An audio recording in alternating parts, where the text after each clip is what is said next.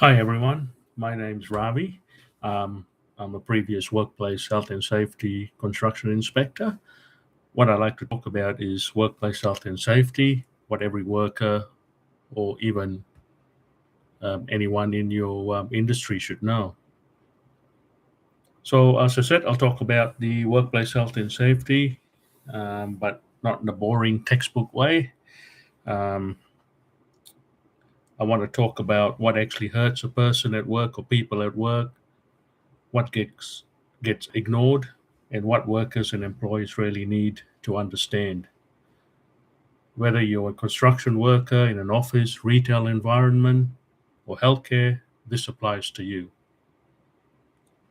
Before we start, let me know in the chat what industry you work in, whether whether you've ever seen something unsafe in your workplace or practices, and and felt awkward speaking up because as a previous inspector for workplace health and safety, I used to go to all these incidents and which could have been prevented simply, very simple. So health and safety at the core, workplace health and safety is very simple. It's about preventing people from getting injured, sick, or killed at work.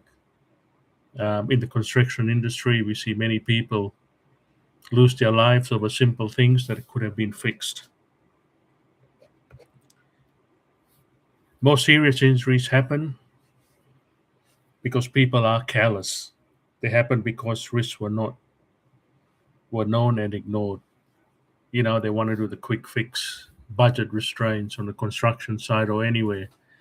They want to do it quickly, make their boss feel happy that they're saving money. Who is responsible for safety? Safety is a shared responsibility.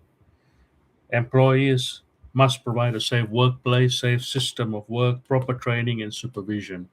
In Queensland, that comes under Section 19 of the Workplace Health and Safety Act.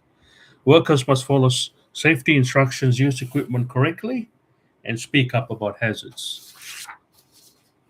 Supervisors and managers set the tone at the end of the day. When shortcuts are ignored or rushing is encouraged, safety breaks down. And that's where I come into it as a regulator.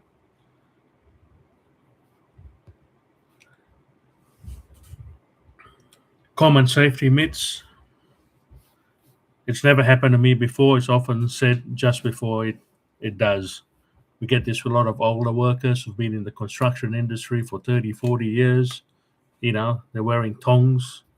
Oh, it's never happened to me. Next minute, they have a big laceration on their foot. Only dangerous jobs need safety is false. Injury happens in every industry. Rail work world examples that I've been to: fall from heights without edge protection, even in a housing construction site. Poor housekeeping, you wouldn't believe it, trips, falls from poor housekeeping. Unsafe electrical work without insulation. No traffic management between vehicles and people. We see a lot of this in large construction sites. Fatigue caused by long hours and rushing, especially here in Australia with summer coming up. Heat stress is a major concern.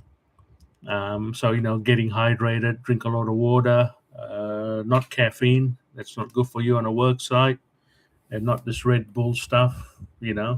That's got way more caffeine in it and causes dehydration.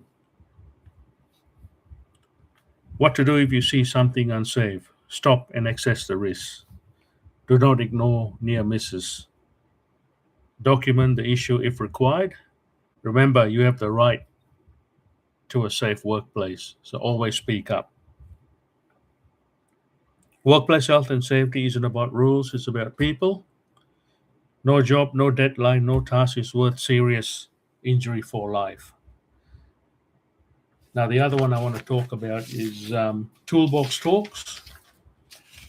So, the purpose of this toolbox talks remind workers and supervisors, of their responsibilities under the Workplace Health and Safety Act and regulation, safety requirements, and to reinforce practical everyday action that prevents injuries, incidents, and near misses at work.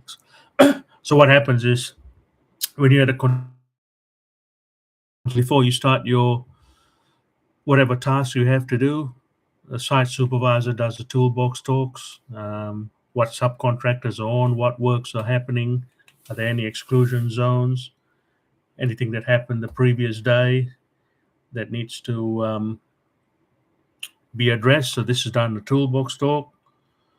So the talk focuses on rail risks, not paperwork, and applies to all industries, not just the construction industry.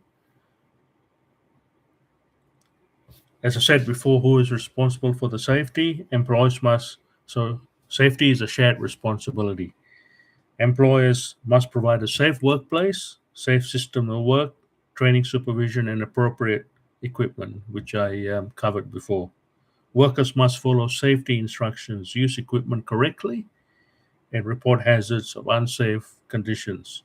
A lot of times I see people use hand drills or hand drilling saws without the safety guard on it, and obviously that's an issue. I've been to incidents where they've cut their fingers off because they didn't have a safety guard or they weren't trained properly on how to use the equipment. We talked about the slips, trips, and falls, common hazards. It never happened to me. So at the end of the day, what you do, you see something unsafe, I can't emphasize this, stop and assess the risk. Don't continue the work if the risk would cause serious injury. Report the issue to your supervisor, manager, or your site supervisor. Report hazards, near misses when required. Only resume work where appropriate controls are in place. At the end of the day, no job deadline or task is worth an injury or loss of life. So all workers encouraged to raise safety concerns about fear or reprisal and to actively participate in improving workplace health and safety. So I hope that short video helps. It's my first time on here, so please forgive me if I didn't cover anything or sound a bit nervous. Thank you, everyone.